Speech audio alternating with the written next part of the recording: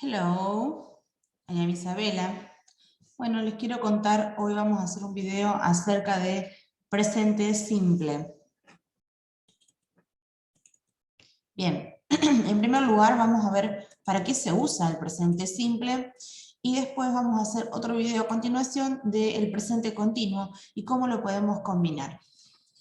Bien, presente simple. El presente simple se usa para acciones que pasan con una frecuencia determinada.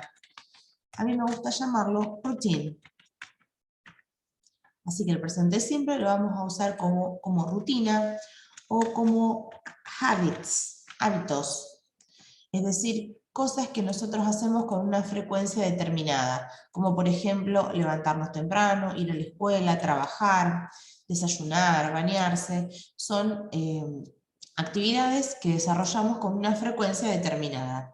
Muy bien, entonces ese es el uso. Vamos a ver cómo serían las formas. La primera forma con la que vamos a trabajar es la forma affirmative, que es la forma afirmativa. Como siempre digo, para poder armar una oración en inglés necesitamos sí o sí de que haya un subject, un sujeto seguido de ese verbo, de un verbo. A ese verbo lo vamos a tener que en este caso conjugar en presente simple. ¿Cómo vamos a hacer para conjugarlo en presente simple? Bueno, nuestra forma de conjugar va a depender del tipo de sujeto que tengamos. Es decir, si yo tengo el sujeto I, you, we o they, voy a trabajar de una manera. Ahora, si yo tengo he, she o it, voy a trabajar de otra.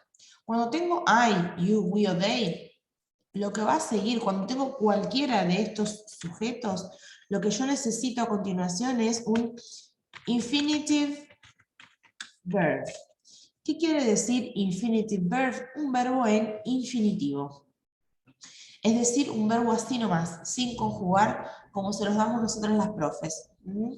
Ahora, cuando yo tenga he, she o it, el verbo que sigue a continuación tiene que tener la S.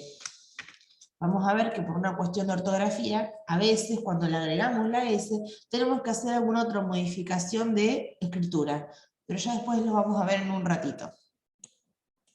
Así que esas serían nuestras primeras reglas como para empezar a poder trabajar y poder entender lo que es presente simple. Así que para poder armar oraciones afirmativas vamos a tener que tener en cuenta ambos parámetros, ¿sí? El tipo de sujeto. Por ejemplo, si yo quiero hacer una oración afirmativa con el sujeto we, supongamos el verbo get up. Get up es levantarse. Entonces voy a decir, we get up at 8.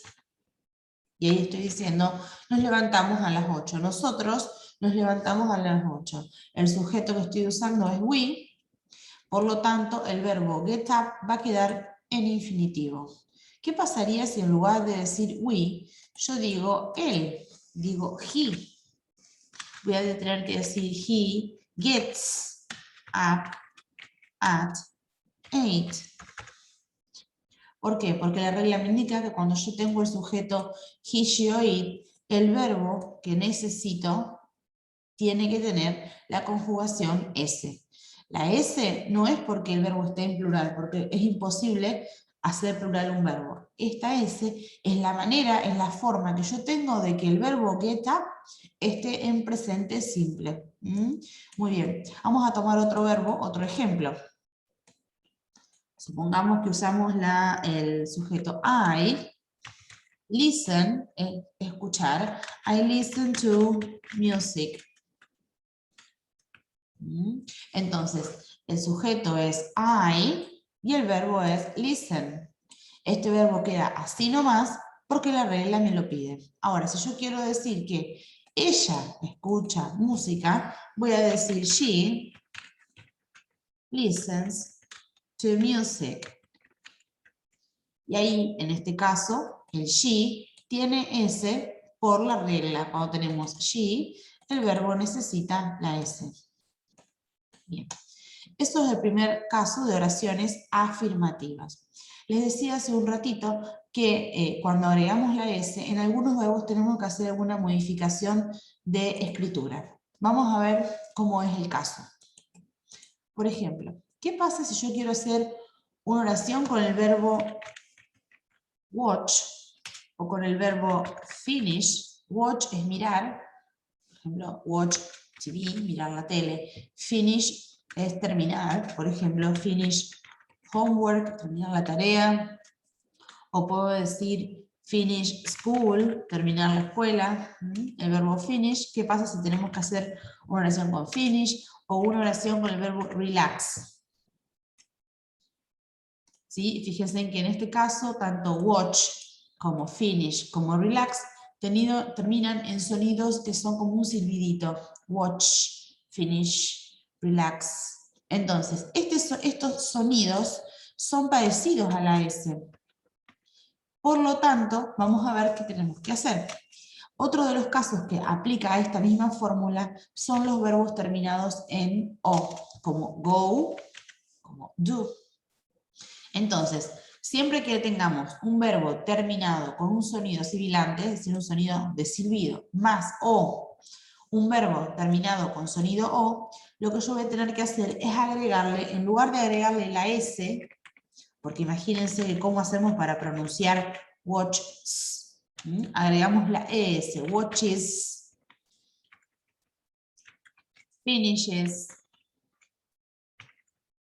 relaxes, goes, or does. Muy bien.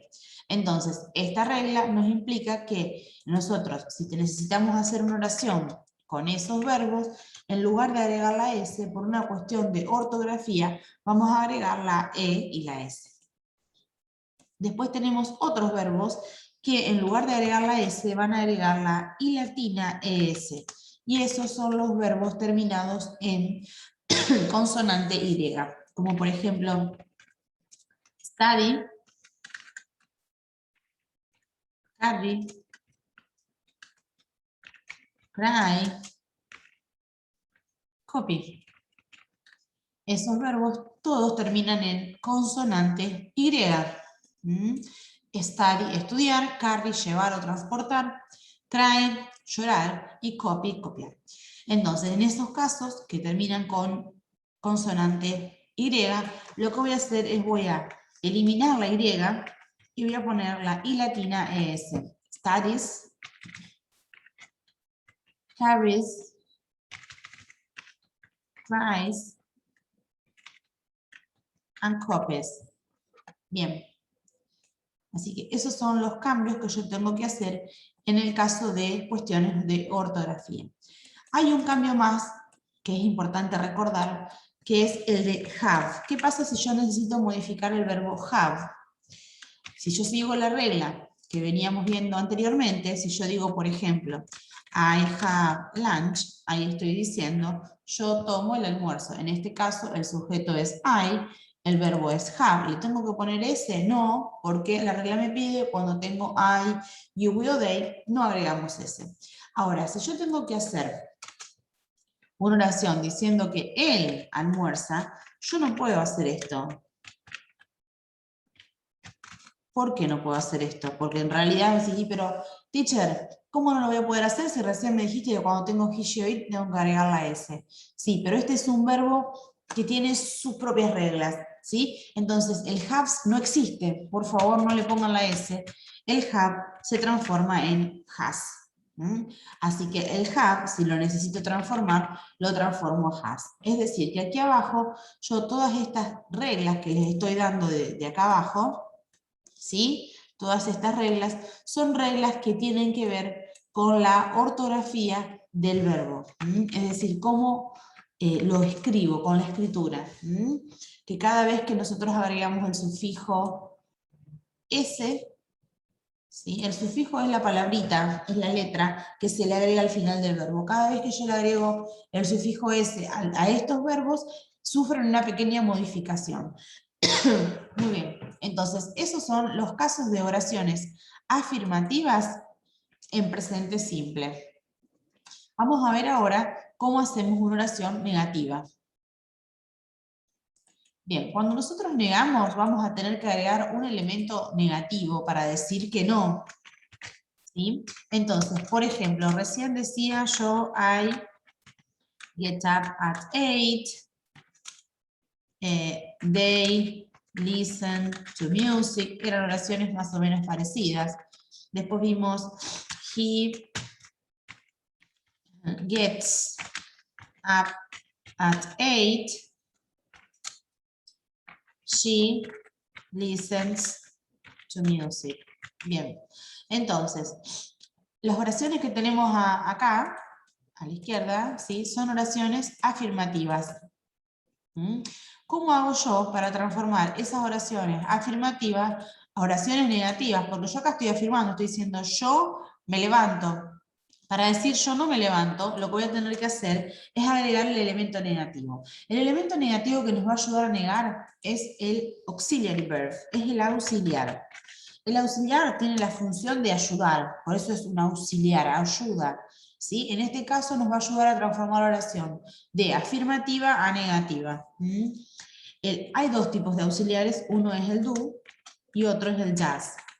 ¿Sí? El do lo vamos a usar con el grupo primero, es decir, con el grupo de I, you, we y they, es decir, cuando tengo que negar I, you, we y they, es decir, una oración donde aparezcan estos sujetos, el auxiliar que yo voy a necesitar trabajar, ahí lo vamos a anotar acá al costadito, para que quede más cómodo, cuando yo tenga I, you, we y they, voy a usar la palabra don't. Ese don't es la palabra que a mí me va a ayudar a transformar la oración a negativa. Es la palabra que me va a decir no. Ahora, cuando yo tenga he, she o it, cuando tenga cualquiera de esos sujetos, el auxiliar va a ser el doesn't. ¿Sí? Recuerden que he, she o it siempre lo asociamos con la S. Entonces, esto quiere decir que si siempre lo asociamos con la S, el único auxiliar que tiene S es este, así que tiene que estar acá. Perfecto. Entonces, yo tengo I get up at 8, entonces sé que cuando tengo I voy a usar don't, entonces voy a decir I don't get up at 8. Es decir, que agregando el don't, acá, agregando el don't, yo estoy transformando la oración a negativa. Si yo el don't lo saco, digo yo me levanto. Si pongo el don't, digo yo no me levanto. Perfecto. En este caso de listen, diría they don't listen to music. Entonces también el don't cumple la función, ¿sí?, de negar la oración. Perfecto. Ahora, ¿cómo hacemos con las otras oraciones? Vamos a hacer lo mismo, pero en lugar de agregar el don't, vamos a agregar el doesn't. Entonces yo voy a decir, he doesn't get up at 8. Fíjense que si vinieron prestando atención, hay algo que les va a llamar la atención, porque yo acá estoy usando el doesn't, que está perfecto, porque cuando yo tengo he, she o it, usamos doesn't. Pero el verbo, que es get up, no tiene ese. Acá la tiene y acá no la tiene. ¿Por qué?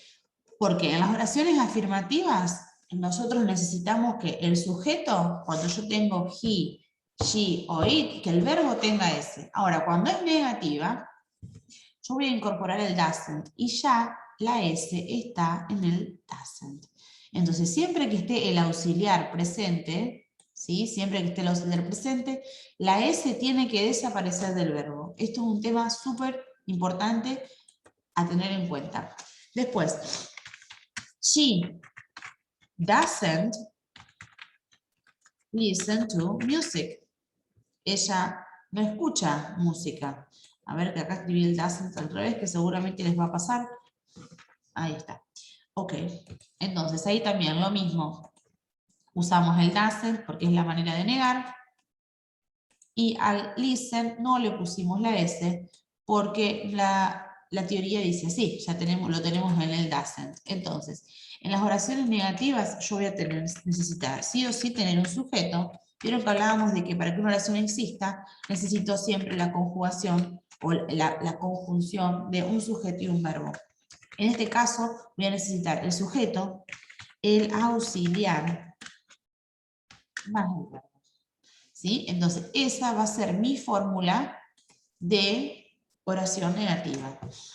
¿Sí? Ahora, hay que tener en cuenta que auxiliares hay dos. Hay dos porque estamos siempre hablando todo en dos grupos. Uno de los auxiliares dijimos que va a ser el don't, que lo vamos a usar siempre que tengamos I, you, we, they, y el otro auxiliar es el doesn't, que lo vamos a usar siempre que tengamos he, she o it. Entonces, esa sería nuestra estructura, nuestra regla de oraciones negativas. El sujeto, como por ejemplo she, ¿sí? El auxiliar doesn't y el verbo. Siempre, y acá voy a aclarar que siempre ese verbo tiene que estar en infinitivo. Lo vamos a agregar acá, porque me olvidé y es un dato que es súper importante. Infinitive. Infinitivo, acuérdense que es sin S. Siempre, independientemente del sujeto. Sí o sí, esa es lo importante de las oraciones negativas. Perfecto, así que venimos trabajando con oraciones negativas. Nos quedarían ver las preguntas. Vamos entonces ahora al modo interrogativo.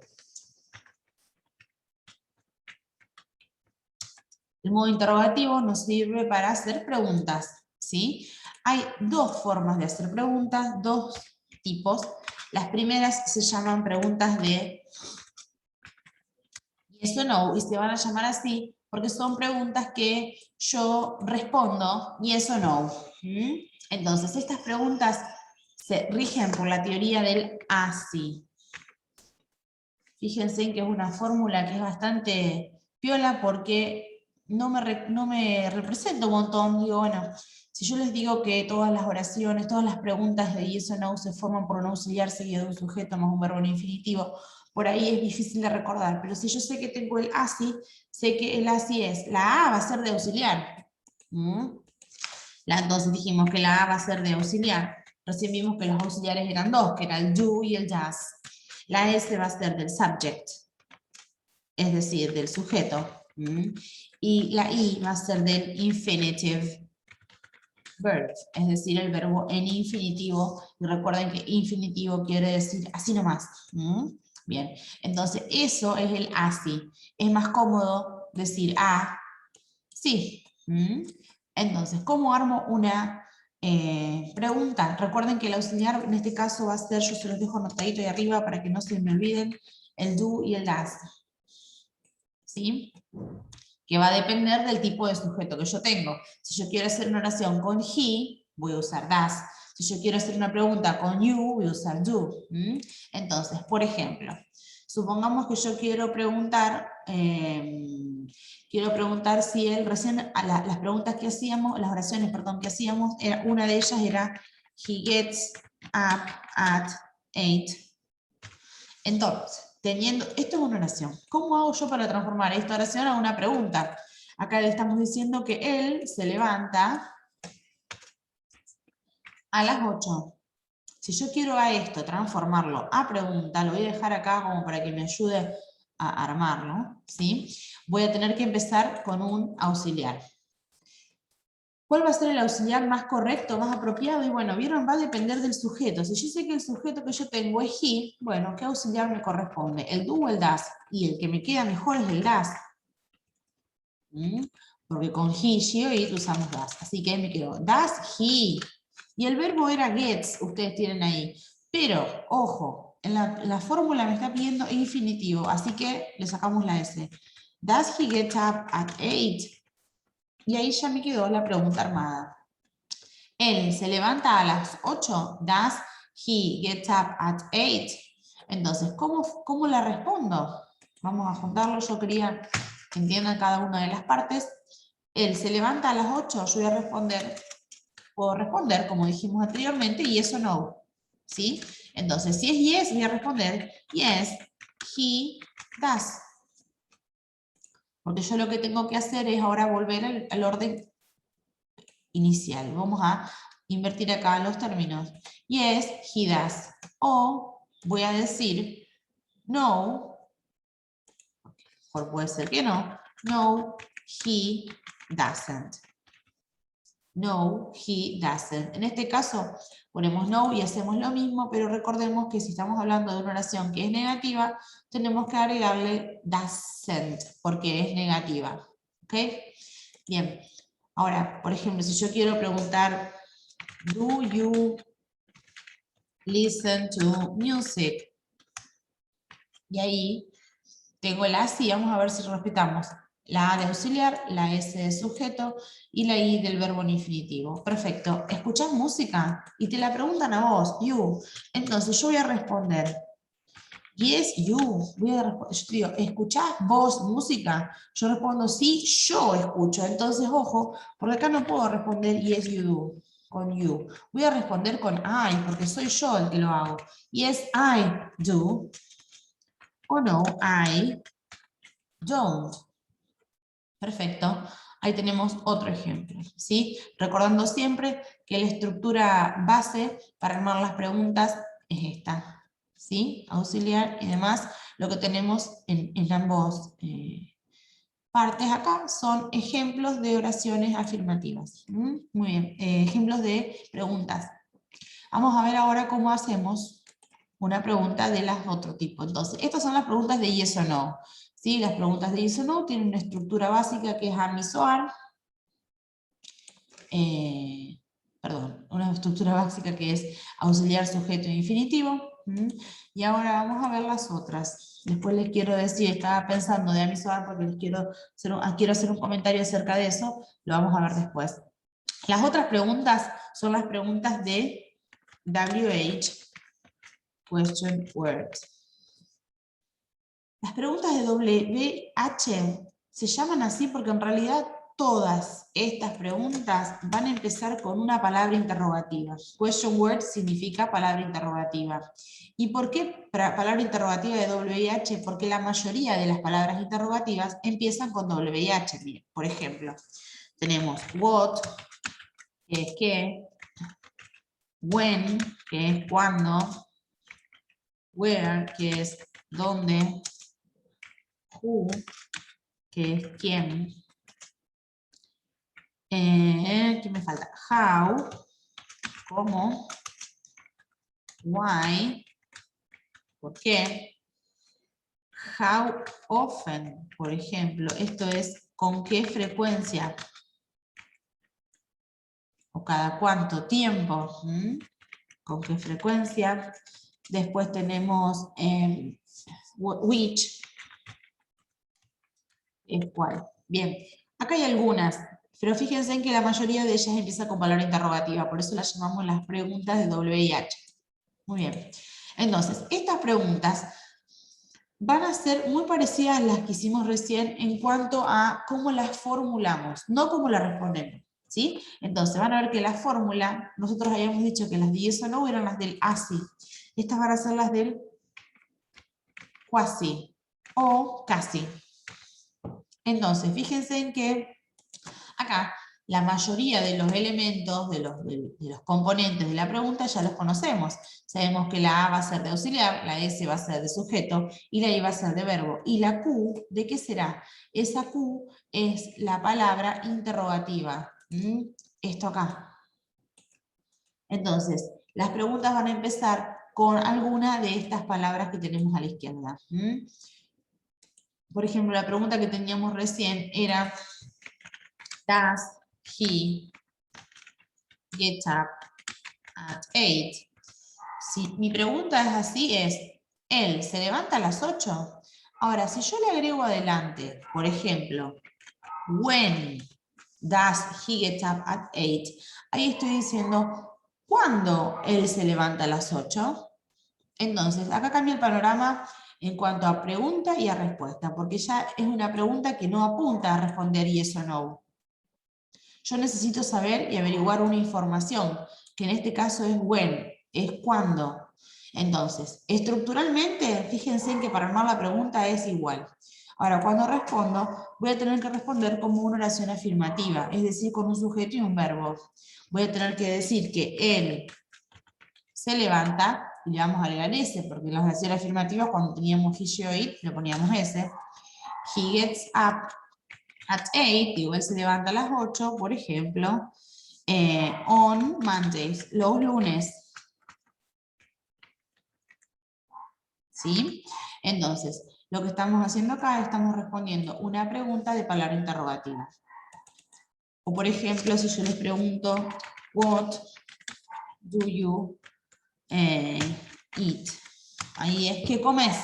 Entonces, tengo el casi, porque tengo la Q, que es la palabra interrogativa, la A, que es el auxiliar, la S, que es el sujeto, y la I, que es el verbo en infinitivo. Pero te la está preguntando a vos, what do you eat?